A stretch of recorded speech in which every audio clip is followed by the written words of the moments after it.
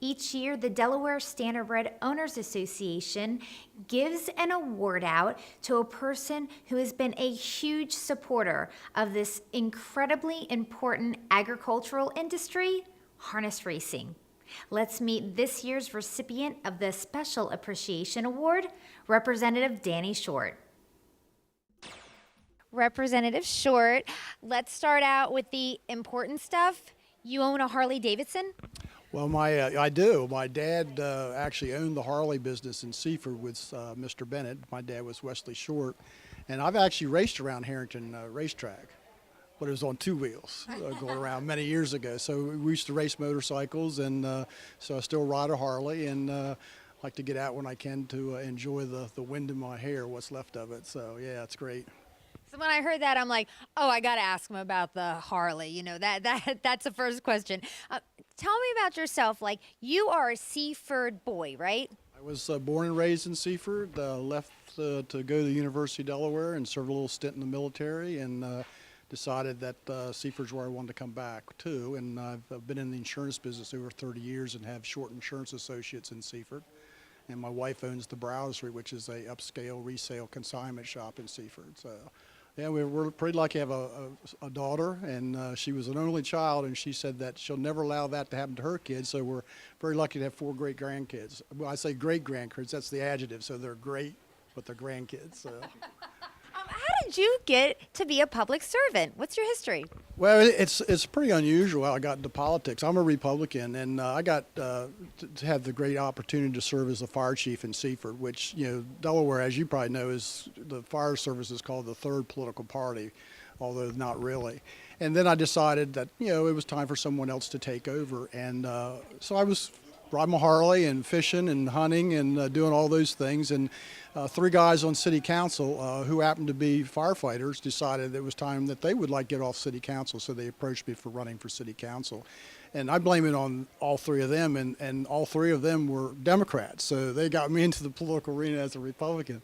But good guys. It was Donald Tall, who is still very active in the community, Larry Miller, who has since passed on, actually died of a heart attack in City Hall one night, and we tried to save him there.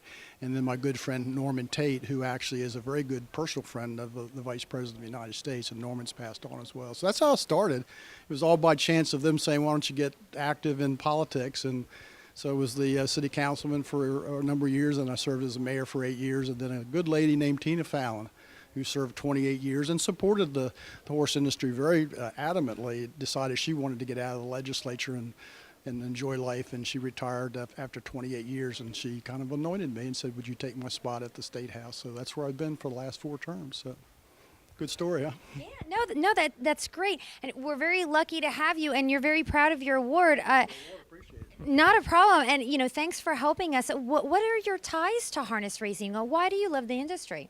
Well, yeah, I have some friends who are in the horse racing business. I mentioned Wayne Givens and Vicky. I grew up with them, and we went to school together. My sister-in-law, she has 5 horses. And the thing about the horse racing industry, unless you've actually visited the paddock and gone to the track, I don't think a lot of folks really know the impact economically that this industry has on Delaware. Because I think a lot of folks take this for granted. And when we passed the Horsemen's Recovery Act, many years ago, unless people go back in history as to why that was done to revive this industry, they really don't have a keen appreciation where it was and where it is today. And it's big business, it really is, and we need to support it, and we need to make sure that it's here for the long term. So I appreciate this very much. I love everything you just said. But it is all the truth, and you can live by that. And you know, I think the other thing that's pretty important to say here today is that your organization, and the horsemen and women in that other room support their community. You can see it just by the scholarships.